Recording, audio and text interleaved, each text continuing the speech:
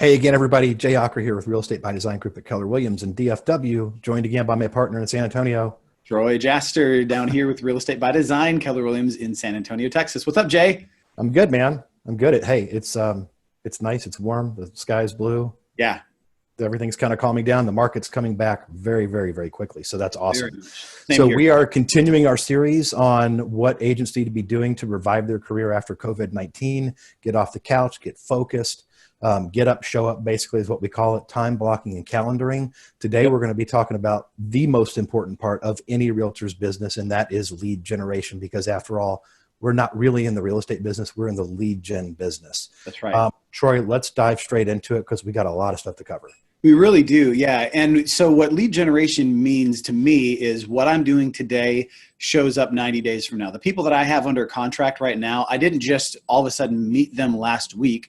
It's most likely somebody that I called several months ago, I got into a relationship with several months ago, and it's a delayed process. That's just the nature of the beast. So what lead generation does in a constant method is that it prevents you from, this is what so many realtors get stuck in, is this constant up and down, this roller coaster. Because what happens is you're sitting there going, okay, I don't have any clients. Work, call, talk, get all these people. And then all of a sudden you've got all these deals under contract and you're like, all right, this is great. And then you're servicing all those deals. And then as they start to close, you start to look around and go, wait a minute, where did all my people go? I've got nothing. I've got nothing. That's right. And then all of a sudden you hit the downward slope. And so then you work. And it just creates this unbearable roller coaster. That's not what I want. What I want is this constant level, always increasing, but constant level. And maybe there's a little fluctuation here, but at least it's not, yes, all right, let's go buy a Cadillac. And, oh, I want to jump off the building. Right. Well, that ties, I think, directly into what we talked about in the last segment, which was the time blocking aspect of it. And everybody should have a standing appointment on their calendar at least 3 days a week, if not 5, that is dedicated purely to lead gen, and nothing gets in the way of that. I showed you my really fancy note I put on the door.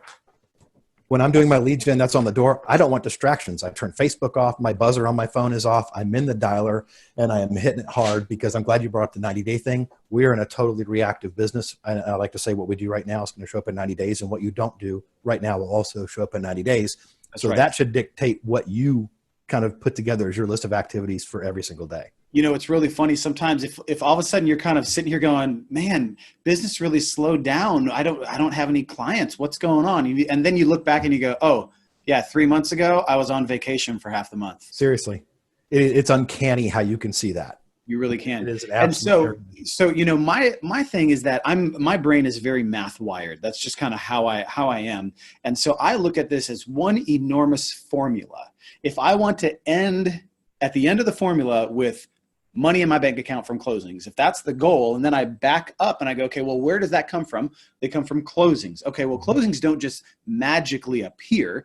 They come from appointments, or sorry, they come from clients that are under contract, whether it's a buyer or seller. Where do they come from? Doesn't just magically appear. They come from appointments that I went on. Okay, where do appointments come from? They don't just magically appear. They come from lead generation. Yeah, you just reverse now, Jay, the process. I know that you've got a great system of tracking how you lead generate on a daily basis. Why don't you talk about that? Kind of speaking about the different types of lead gen there are, we're going to get into that in just a second, but 5 or 6 years ago, I really wanted to master expired listings. And my formula was really simple and crude. If you've been listening to these videos through the series, you realize I operate in a completely simplistic world, right? It just makes more sense. Everything's linear, it's logical, and it's easy to replicate. Calling, and we're going to talk about scripts more on the next video, but I was terrible at scripts. I was reading scripts, and I got to a point where I knew that I had to have 28 live connections a day to secure one listing appointment. And I was really not good on the phones at that point, but I was really great in a listing presentation if I got it there in person. So if I got the listing appointment, I almost batted 1,000 over the course of 2 years that I tracked this. It was trying to knock that number down from 28 live connections into a listing appointment. So it became a little game with me. And Here's the sheet that I use, guys. It's Again, really very scientific, right? This is it. And literally, I will put the date and time that I log in, and I'm using a dialer. If you're not using a dialer, you're crazy, because you can cover 10 times the ground, whether it's online leads, FSBOs, expires, it doesn't matter. Database, insert lead type. And I track the number of dials, how many voicemails I left, bad numbers that came back, live connections, which is my most important thing. And I know if I got to 28 live connections that day and I did not have a set listing appointment, I wasn't stopping, because it was a personal mission on my part. I'm not going to fall. My average is not going to get worse. I got to nail this down. And then I came in the next day and tried to knock something out in 15 calls to bring that average back down. But yeah, being able to track your numbers like that is really, really telling, because it drives your behavior and your motivation to get in there and do it.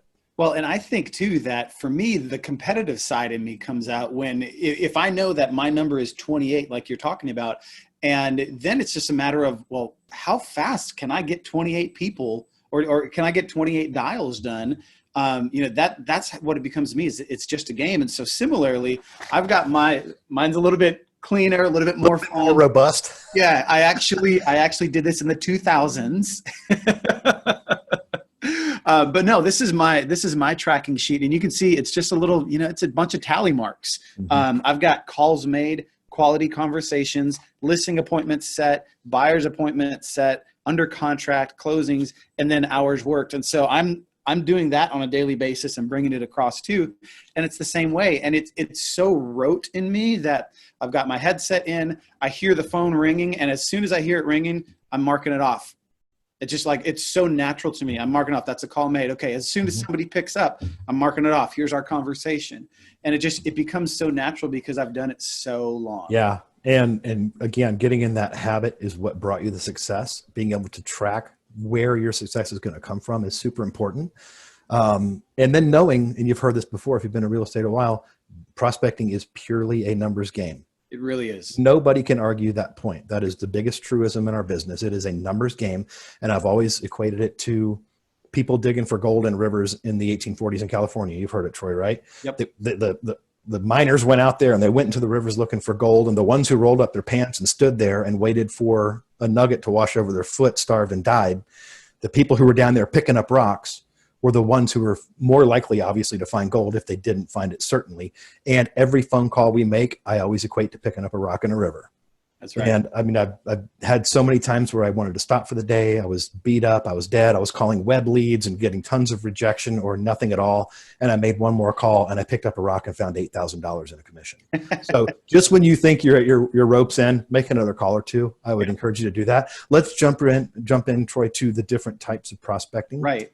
Well, and that's what, a lot of people will, especially newer agents, they'll usually ask, what's the best type of, lead generation, or, what's the best way to get web leads, like you mentioned, and I think this goes back to one of our previous conversations that we talked about, is the best way is the way that you do, and the way that you do consistently. Mm-hmm. The way that I look at it is, you've got all of these different levers, you've got all these different buckets, you've got internet leads, you've got open houses, you've got door knocking, you've got your own sphere, your own database, you've got for sale by owners, you've got expireds, you've got all these different places.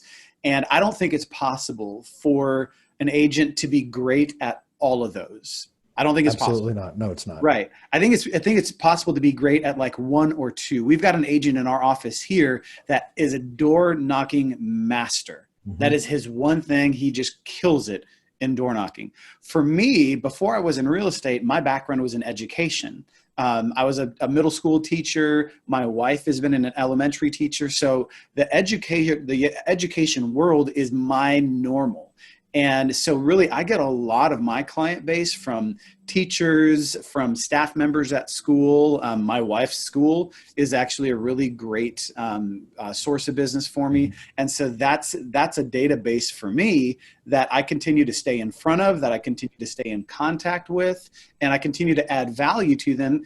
From a school standpoint, it's something as simple as, it's Teacher Appreciation Week, I'm bringing donuts for the campus, or they have a fundraiser, fun run. So my logo's on the back, and I, give money toward the PTA, to help sponsor it. And it's something as simple as those things. And then it almost always comes back in multitudes. So Jay, what are some of your favorite, or? Well, I'll slap you on the back because you do an awesome job with that stuff. You're really dug in with it, and it's paid you back big time. Mine is specifically myself, not talking about the rest of the team, is literally dialing web leads. Mm-hmm. And I love it because there is data behind it and I can track my success with it. And I can see what I'm getting better with my averages or falling behind. And it's a learning opportunity if I'm going the wrong direction, right? So I know exactly what to do. And that generally comes into scripting and being strategic about the times that you call people to actually have a live conversation. We're going to talk more about scripting in the next segment. But I think what everybody can deduce from what we've talked about in terms of the different types of lead levers, don't try to be the master of all these, because you won't. And you will be weak at every one of them if you try to master them all. So pick your one thing, maybe two. I think everybody can probably handle two very effectively, and master those activities. But more importantly, be extremely consistent with it. See, and that's the thing. I'm so glad you said that, because here's what, again, generally newer agents or ones that are struggling will just start to hop. And they'll go, hey, I tried this internet source and it didn't work. And I tried door knocking once and it didn't work. And I did 3 open houses and it didn't work. Well, right there's the problem. You're spreading yourself too thin and you're not giving it enough traction. You've got to remember, going back to what you do today shows up in 90 days. If you tell me you've door knocked every single day for 90 days and you still don't have anything in the pipeline, then I can probably say it's a scripting issue, because we know it's not an activity issue. You're doing the activity. You maybe just need to refine how you're doing that activity. Yeah, it always comes down to that. In my experience, I've found the exact same scenario unfold when people aren't getting the success after time. Now, Jay, I'm gonna throw this one at you, because I know that we hear it all the time. You mentioned web leads are one of your favorites, but Jay, everybody knows internet leads are terrible, right? So for those of you that know my wife, Carissa, she was speaking at Inman probably 4 or 5 years ago, the Inman Connect conference in New York City. And she was on a panel about web leads. And by the way, this is not scripted. I'm coming off the top with this. You just threw me out there. So I'm going to put it out there, and she might be really mad, but she was on a panel in front of thousands of people. And somebody in the audience grabbed the mic and said, well, we're not working web leads or internet leads anymore because internet leads suck. Those were his words. And my wife, Carissa, grabbed that mic and said, well, they're not like slam dunks, but I would contend it's not the leads that suck, it's your follow-up that sucks. And a big gasp came through the hall, and it went kind of viral on Twitter from Inman. And that's how I knew it had happened. I actually saw it on Twitter. I'm like, oh no, what did she do? But yeah, I think there's a whole lot of validity to that. And internet leads are not the best thing in the world, but here's a couple things I do to make them fruitful. I don't hand dial these things. It takes about 2.5 minutes at a pop doing that. When you dial the number, you listen to the voicemail, you leave your 35-second voicemail, you go back in and log that you left a voicemail, throw these things in a dialer and rip through them as quickly as you can, because if you use Mojo or something similar, it's only going to connect you to live people. So I know that when I'm calling, for example, we'll go back to the FSBO thing. If I need 28 conversations, I'm trying to get 28 people on the phone as quickly as I can. I don't want it to take all day, right? Right. So just be really refined in what you're doing as far as from an efficiency standpoint. And then just like you said, Troy, if you're doing something over time and you're consistent with it and you don't have the results, 99.9% of the time, it comes right back to your scripting. And I'll throw this last one in, going back to the internet lead thing. Obviously we do that a lot here. Sometimes you do get bad information. Yep, you absolutely do. But you know what? Sometimes you get bad information when you meet somebody at an open house. That's just part of it. Yep. I actually, several months ago, it was almost about a year ago, actually, had somebody register, had the wrong phone number. Okay, no problem. Well, one of my processes is I've got an email that goes out with a 15-second long video embedded in that email. And the screenshot of the video is me doing this. And I love that. Next to that video, when I actually, for this 15-second thing is, hey, I just tried to give you a call. It didn't work. Maybe I have the wrong number. Give me a call back, shoot me a message back. Love to talk with you. It was that. And it's just that. And I've probably sent that out hundreds, if not thousands of times over the last several years. Well, I can tell you that there's a client that closed on a house just over a month ago. And he flat out told me the reason that I reached out to you, because I thought that was a really clever video. And he reached out to me through an email response. And he actually said, I purposely gave you the wrong phone number because I didn't want somebody to call me. But I saw that video and I thought that was pretty clever. And then that turned into a commission check for me. And how long did it take you to record that video? 15 seconds. 15 seconds invested in that commission. Yeah. And the video going out as a passive activity because it happens automatically. Yep. When you get a bad phone number, you have the template saved, you fire it off, it's gone. Bang. 2 clicks and it's done. Yeah. So guys, definitely determine what your lead levers are, where your strengths are, hammer down on those things. If you've been in the business, you probably know what those are. Get back on the horse and get back to the activities that you executed to take advantage of those levers and create a big business out of it. You got it. And Cool. remember, if you jump onto knowledge@rebdgroup.com, you can get this guy.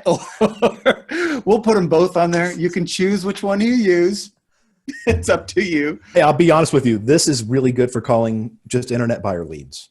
Not so much the FSBO people, but I know internet buyer leads. If I'm tracking my success and I know my numbers result in appointments, that's a great form. But remember, it's more so about having a system that you rely on and that you use. Doesn't so much matter what the system is. It matters that you have one and that you're using it. Yeah. Cool. So next segment, we're going to be talking, since we've been speaking about prospecting for 10 or 12 minutes, we're going to dive into scripts and dialogues. Yep. Because as Troy mentioned, if we're doing things consistently and persistently and we're not seeing the results, it generally comes back to that. So we're going to really dive into some things that have helped us tremendously in driving the behavior that we want out of buyers and sellers, especially on phone calls, but also in open houses and listing appointments and things like that. And we have copies of our scripts, FSBO, expired, buyers, sellers, the whole 9 yards. Again, very simple, that we'll be talking about next week or in the next video, and sending out as well if you want your You got it. get your pause on that stuff. So knowledge@rebdgroup.com, shoot us an email, make comments, be nice. Share any experiences you have that might help us, because we're continually learning as well. And we'll make sure you're on the distribution list for all the goodies we're going to be sending out. Likewise, if you have questions about any of the stuff that we're covering, make sure to reach out either to knowledge@rebdgroup.com or with our contact info that's going to follow up in just a second. Yep. Cool beans. Thanks again for tuning in, guys. We'll see you in a few days. Troy, thanks so much. Absolutely. We'll get together soon and do it again. Sounds good to me. All right. Take care.